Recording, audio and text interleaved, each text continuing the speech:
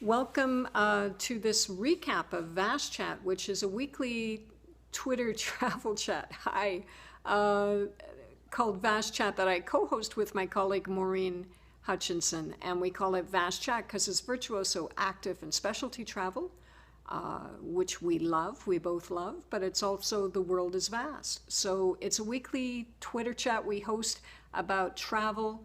No endorse. No understand? Sorry, I'm not sure what you mean. Please ask another question. Sorry, I have someone participating. Called Vast Chat. So if you'd like to join us on Friday mornings at 11 a.m. Eastern Standard Time, please follow the hashtag VastChat, VASTCHAT. So this week we talked about surviving holiday travel. So we had a great conversation on Twitter with folks, and I'd be interested to share some of the conversation with you guys and see if you have some tips that you'd like to share as well. There's so many ways to travel right now, whether it's plane, bus, train, or boat. Hi there. Obviously, plane is very popular over U.S. Thanksgiving holidays in particular. On Wednesday, I think it's the busiest travel day of the year in the United States. And we certainly have Thanksgiving in Canada in October, but we have our busiest day coming up with Christmas and the times before Christmas.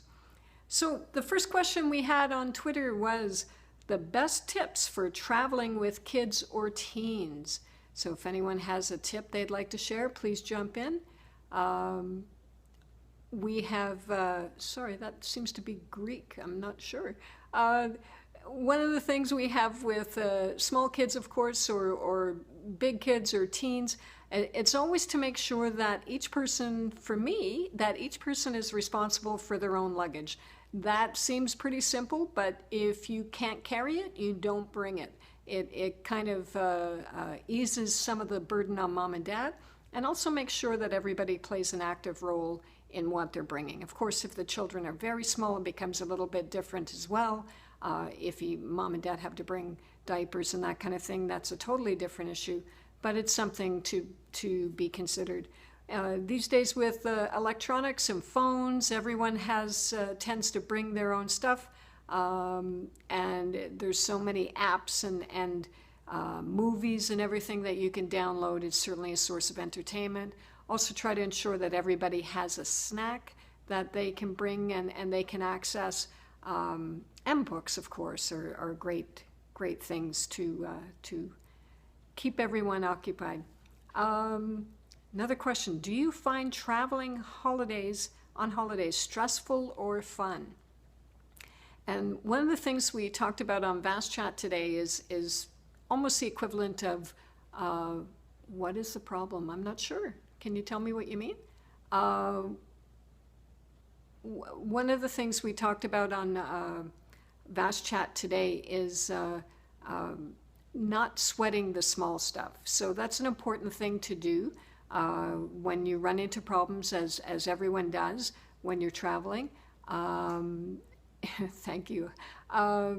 Is that you're always going to have issues. So the main thing is to make sure that you have ways of keeping the stress down and just dealing with problems as they occur, and not sweating the small stuff. The focusing on major issues, like keeping your family safe and warm and fed, of course, but that if there's a delay or you miss a connection, that you just deal with that as best you can.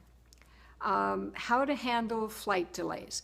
Okay, one of the things we talked about today is that a very easy thing that everyone can do is to bring a pack of cards, which is kind of a neat thing to think if you think about it. That if you have a pack of cards, everyone can pass the time very easily. You can have conversations with other travelers who are in your boat and kind of delayed as well.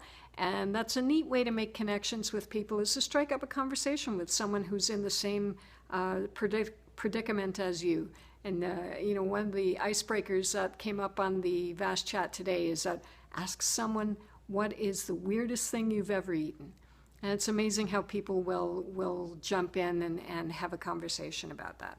I think one of my partners on the chat today mentioned Cards Against Humanity. That's Canadian travel press mentioned that. So I'm going to have to check that out because that sounds kind of cool. Do you use travel apps to keep track of your flights? That's an interesting suggestion. Certainly most of the airlines these days have apps that'll let you track your flights if they're delayed or late, let you know if it's changed gates. They're terrific things to be using, and other software that folks use are TripIt, which is a great app as well.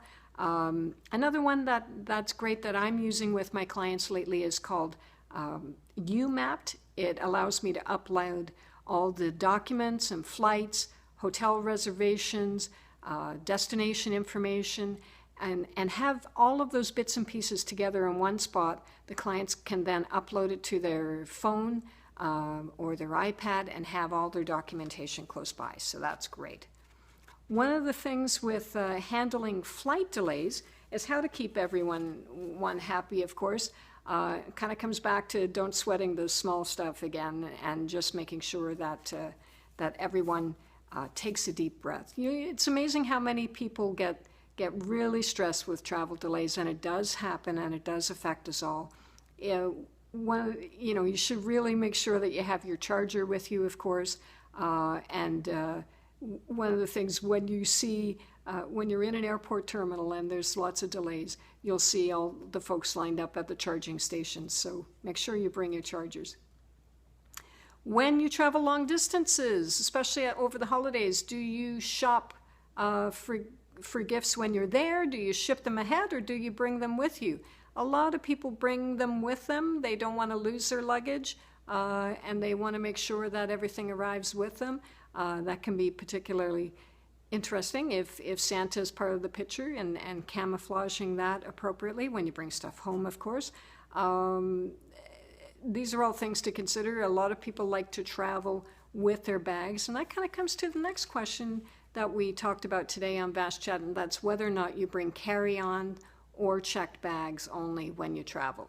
The benefit of doing a carry-on is that you have everything with you. There's no delays. You know exactly what's with you.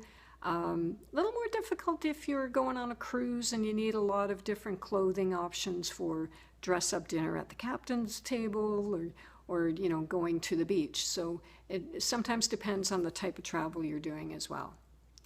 Have you ever lost luggage or had luggage stolen? I have lost luggage.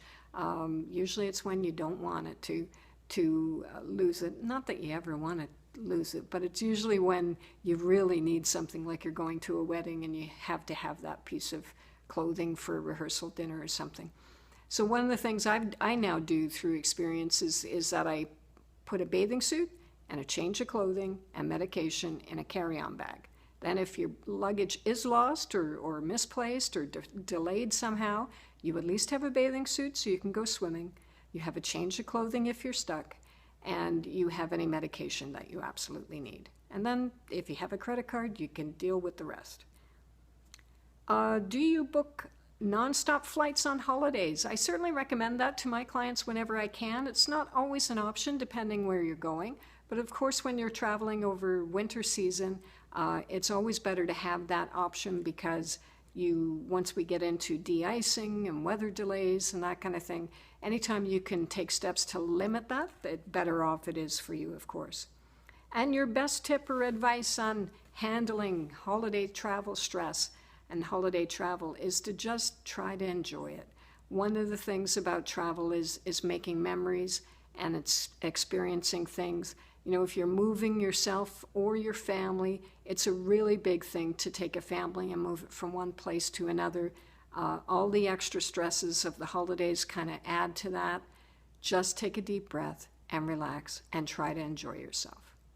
So does anyone have any questions or additional tips on how to avoid holiday stresses when you travel? It's such a neat thing to be able to travel and experience the world. There are so many things that people can do. It's just terrific. You can have a fly and flop holiday where you go on a beach.